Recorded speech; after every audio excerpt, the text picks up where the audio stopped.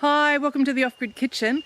This week we're visiting Howie, who's been living off-grid and passionate about off-grid living for 40 years. He is an expert in using recycled materials to make solar systems. He shows us his solar panels, forklift batteries, inverter, and shares a lot of his knowledge. So let's go and hear his story.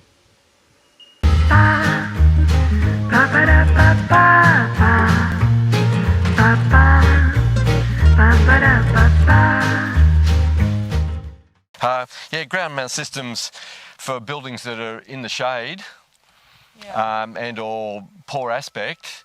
The idea, this is just made out of recycled water pipe and clamps and a bit of welding.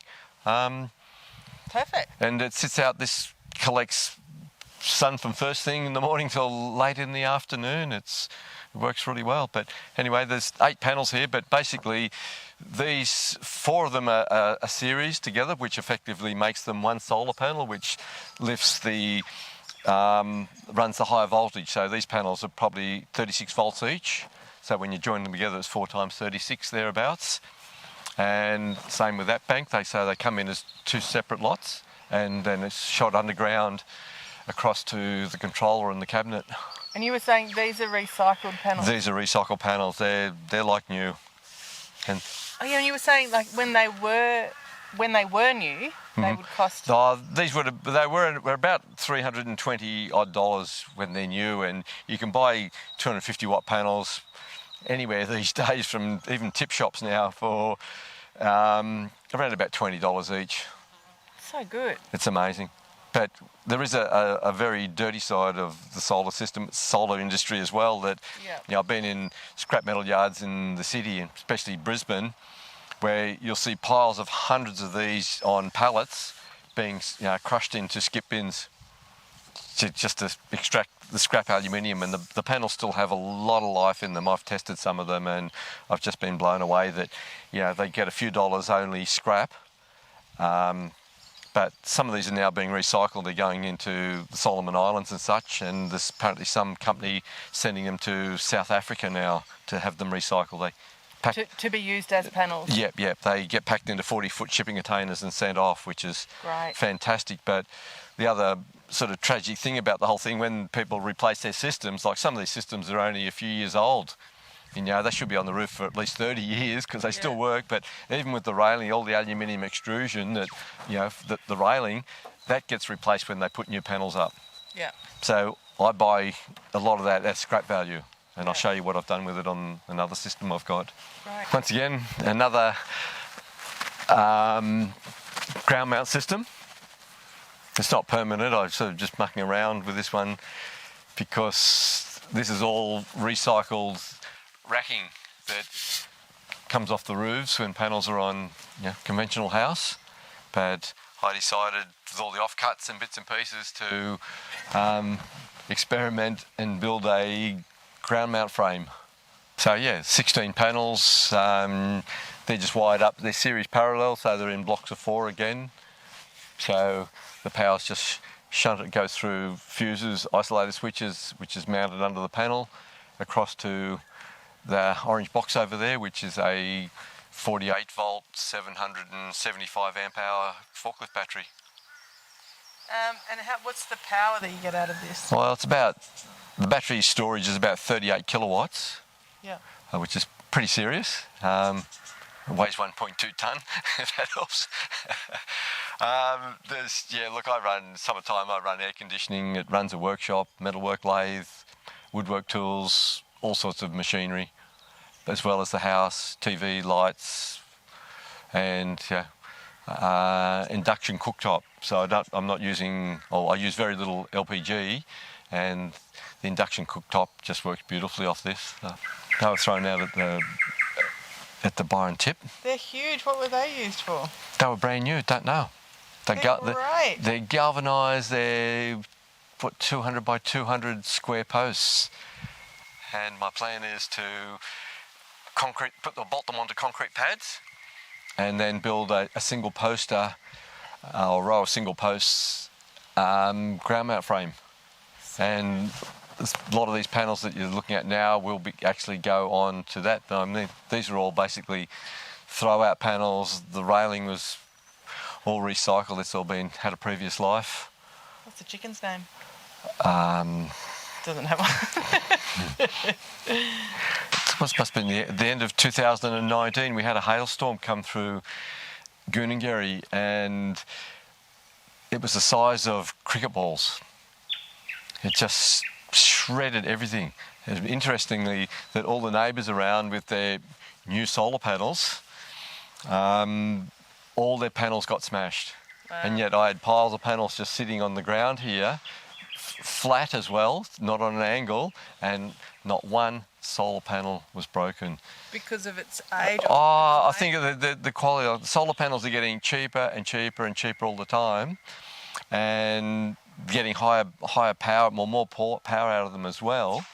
Yeah. So they're sort of pushing the boundary. So I guess to keep the price down, the quality's not there. Yeah.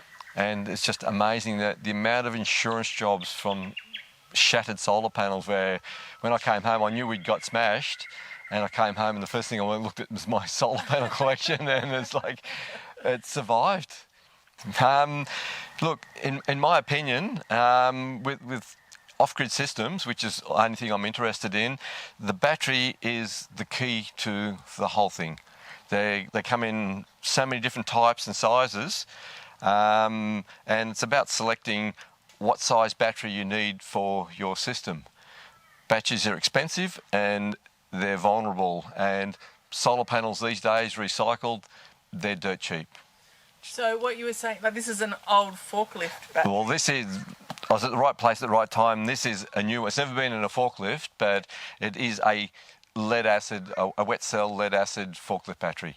So I loved what you were saying before about lead acid batteries, that you're championing them. Oh, big time, because look, like here's one that's been on the building, I don't know, probably for 6 or 7 years. It's been absolutely hammered and it's finally given up the ghost, but it's probably only because they are, there's 12 cells there, there's 12 2-volt cells, and it could only be one cell that's actually failed. I haven't tested it for that yet, but that cell can be replaced. Oh, really? And give the battery another life. There's other things you can do to the battery to prolong their life as well, because in a forklift, these guys work really, really, really hard. Some of the forklifts are like over 6 tons, and they're lifting 6 tons, so they're pushing this massive amount of weight around warehouses. So when they come and set them up in a domestic application like this, they're not working. They're just idling. So even if the battery's 80% or less, it will still run a building very, very, very comfortably. But once again, you still have to be conscious of what you consume. I mean, if you haven't got much money and you want to just have a small system, you have to be really conscious of the weather. So I think, okay, we're in for 5 days of overcast, so switch things off. Don't use your vacuum cleaner, and maybe just save your washing, because some people want to wash every day, but it's not going to dry anyway, so don't use the power. Use your power when the sun comes out. Use all your heavy loads. This is for small systems. You do all your heavy loads first thing in the morning, so your battery has got all day to come up to fully charged, which is float.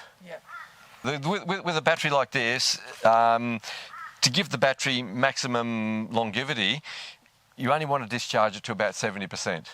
And the thing about these batteries, to keep them alive, like any battery, as long as they're charged up that day or the next day, they're fine. But when you pull them right down and you don't bring them back up again, shortens the life of the battery considerably. The good thing is with lithiums, like, I'm not in favour of lithiums because of the environmental footprint, especially with the mining of lithium. It's just a nightmare, and there's no way in the world this planet's got enough lithium to do everything that ultimately we will be requiring. So, battery technology is changing rapidly, and my opinion is that these guys are a band-aid method. Until you get 5-10 years out of them comfortably, battery technology will change rapidly. And as it changes, hopefully the cost comes down, because batteries are expensive. Where do you see it going in the future? Who knows? I think I just know that there's a lot of stuff in development at the moment, and they're coming up with some amazing ideas. Even with the lead acid batteries now, they're actually there's one company in India. They're mucking around with the chemistry of the battery with the lead plates. They're adding more nickel, I believe, to the lead because it is like a composite material, and that's going to allow these forklift batteries to be discharged even lower without harming them. This is the other system sitting here. It's got 8 250 watt panels on the roof, which keeps this forklift battery ticking over. It's only a 24 volt system, but that was the original system I had set up here for a long time. So I just kept it running as a backup. If something fails on the other system, I've still got power to burn basically. I don't have to wait. No blackouts, I guess, effectively. You were talking about the difference between the when you the higher DC voltage you run, like some systems are 12 volt, 24 or 48, but the higher voltage you run, the more efficient the system becomes. So, for example, I'll just use this battery here. That if this was a 12 volt battery, if you'd be discharging it there, for example, but when you go to a 48 volt, a 24 volt battery, you're using half as much again, and when you go to 48, you're only just taking off the top of the battery. So the less you cycle the battery, or the less deep you cycle the battery, the longer the battery will last. Yep. So it's kind of a no-brainer to run higher DC voltage. As I was saying earlier, the higher the voltage, the DC voltage, because this is hooked up to that 48 volt battery that we saw from the outside, 16 panels, all running through a single controller.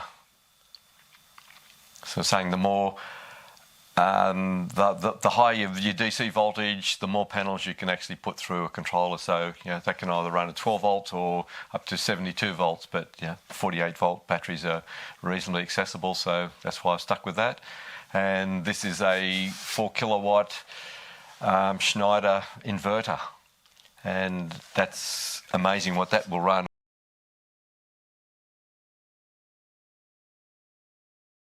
For me, I could never live on the grid again. Yeah. I have trouble stepping into people's houses in town that are connected to the grid because I'm really conscious about our footprint, our carbon footprint every day. Every day we step up, from first thing in the morning from a cup of tea, we are actually burning coal or having some impact on the planet. As far as what I'd recommend, look, it's kind of like how long's a piece of string. Yeah. It depends on how many deep freezers you own or you want to power.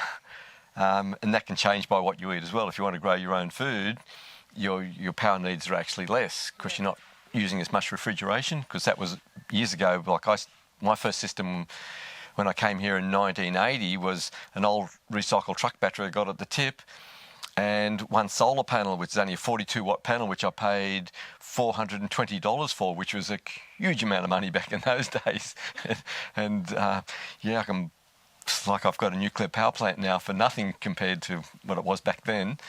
Everything gets recycled here. I might buy a bag of nails, but that's about it, sort of thing. Yeah. Apart from that, every piece of timber, all the metal, everything here, all the roofing iron, all the building materials, everything is bought here and restored from scratch. How did you learn to go off grid? Was it listening to other people? Was it doing research? Was it observing? Was it trial and error?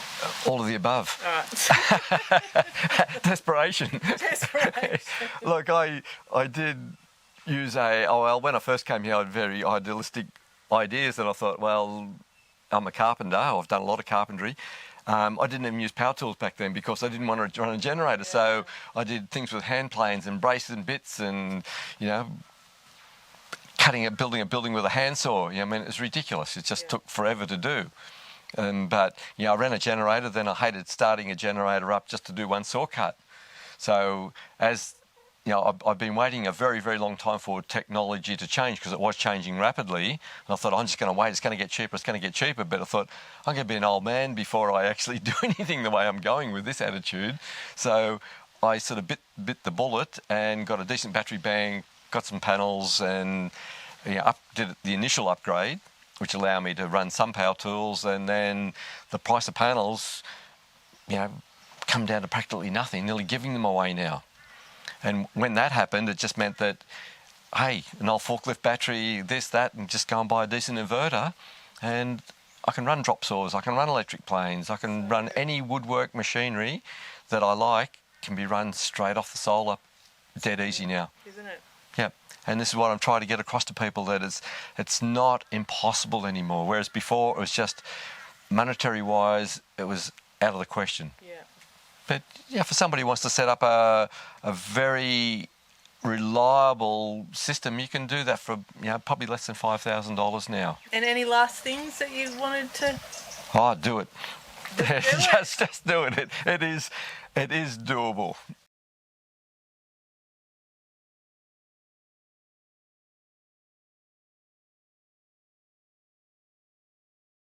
Ba, ba, ba, da, ba, ba.